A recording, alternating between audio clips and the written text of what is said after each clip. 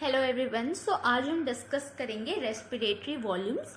ये CBSE class 11 के NCERT biology का भी टॉपिक है एंड ये आपको अगर आप फार्मेसी लेते हो तो भी आपके यूज़ आएंगी।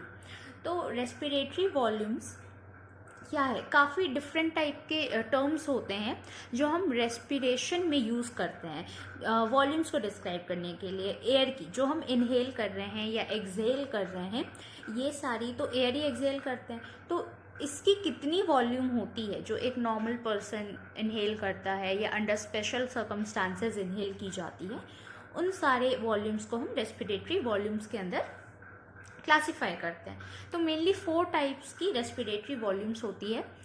The first one is tidal volume, the second one is IRV, that is inspiratory reserve volume, the third one is ERV, that is expiratory reserve volume, and the fourth one is RV, that is residual volume. Now let us discuss them one by one. So what is TV, that is tidal volume? Tidal volume is the amount of air which gets inhaled or exhaled during a normal breathing is called tidal volume. So वो amount air की जो हम normally inhale या exhale करते हैं, जब हम normal breathing कर रहे हैं, मतलब हम फोर्सफुली कोई फोर्स नहीं लगा रहे, जो नॉर्मल प्रोसेस है उससे उसमें जितनी हम एयर इनहेल कर रहे हैं उस अमाउंट को हम टाइडल वॉल्यूम बोलते हैं। जितनी भी रेस्पिरेटरी वॉल्यूम्स है सबको ml में मेजर करते हैं, इसीलिए यहाँ हमने ml यूज़ करा है। Tidal volume 500 ml per breath होती है, मतलब पर ब्रेथ आपकी 500 ml एयर नॉर्मली इनहेल या एक्सहेल होती है। और 1 मिनट में आप 12 to 15 टाइम्स ब्रीथ करते हो, तो 1 मिनट की टाइडल वॉल्यूम 6000 ml। ये रफली कैलकुलेशन है। अगर टाइडल वॉल्यूम की नॉर्मल वॉल्यूम पूछी जाए तो हम जनरली 500 ml पर ब्रेथ बोलते हैं। पर मिनट के टर्म्स में it would be 6000 ml and then it would be called minute volume, right? So the second one is inspiratory reserve volume, the amount of air which gets inhaled during a forceful inspiration after a normal expiration.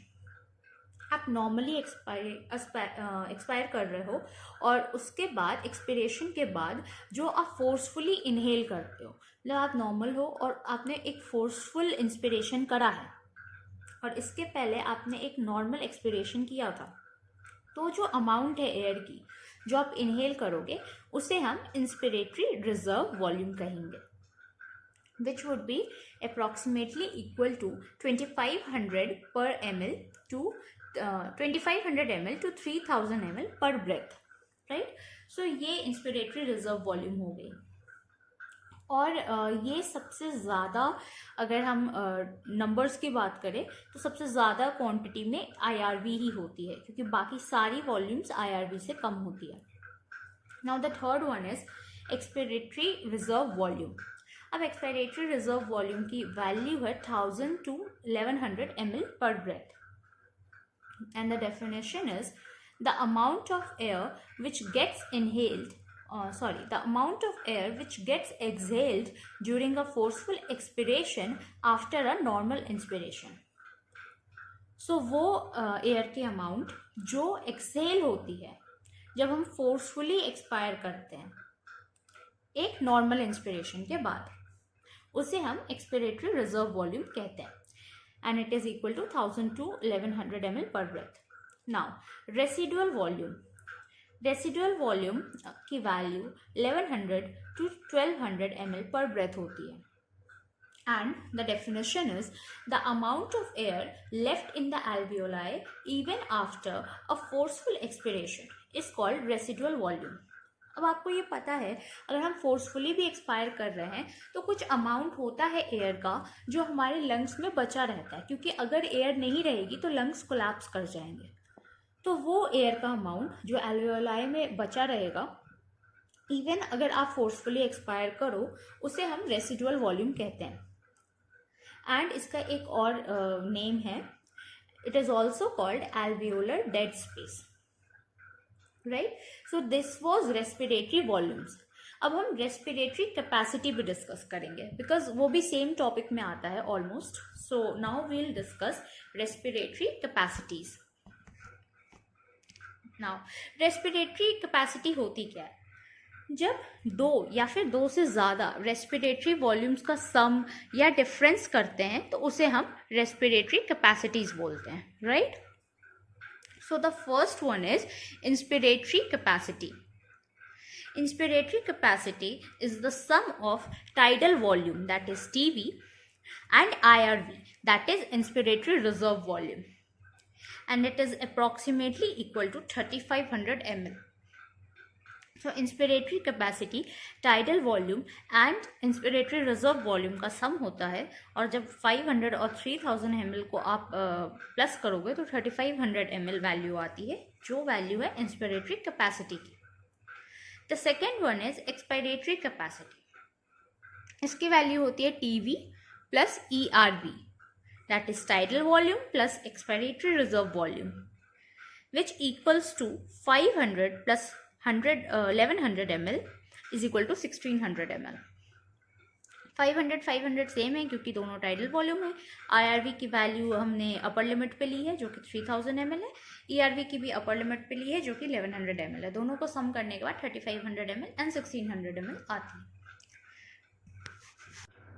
Now the next capacity is vital capacity. Vital capacity is the sum of ERV, IRV and TV. ERV is expiratory reserve volume, IRV is inspiratory reserve volume, TV is tidal volume. And the sum of these three, that is 1100, 3000 and it will be 500 is equal to 4600 ml. So vital capacity की value 4600 ml आती है. Now total lung capacity. Total lung capacity is the sum of ERV, IRV, TV and RV, that is expiratory reserve volume, inspiratory reserve volume, tidal volume and residual volume. इन चारों का सम, मतलब जो चारों हमने volumes पढ़ी उन चारों का सम करेंगे तो हमें टोटल लंग कैपेसिटी मिलेगी, which would be equal to 5600 to 5800 ml. The fifth one is functional residual capacity, FRC, which is the sum of ERV and RV and which equals to 2300 ml. मतलब जब ERV और RV का सम करेंगे तो हमें functional residual capacity मिलेगी जिसकी value 2300 ml आती है.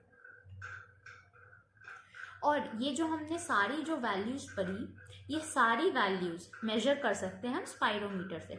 स्पाइरोमीटर से लंग वॉल्यूम्स मेजर करते हैं, बट इसमें से 3 वैल्यूज हम मेजर नहीं कर सकते, RV, TLC एंड FRC.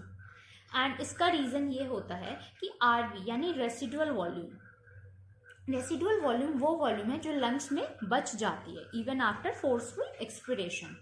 ये वॉल्यूम हम मेजर नहीं कर सकते बिकॉज लंग्स के अंदर कितनी वॉल्यूम ऑफ एयर बच रही है वो मेजर करना बहुत प्रॉब्लमैटिक है.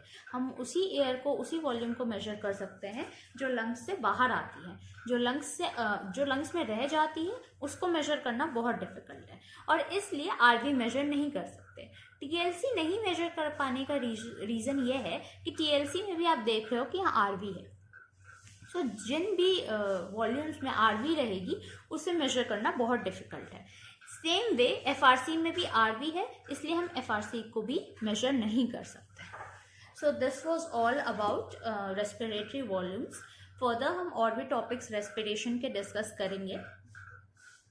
एंड अगर आपको इसके अलावा कोई भी टॉपिक चाहिए तो आप प्लीज़ कमेंट सेक्शन में बताएं. Thank you so much for watching the video.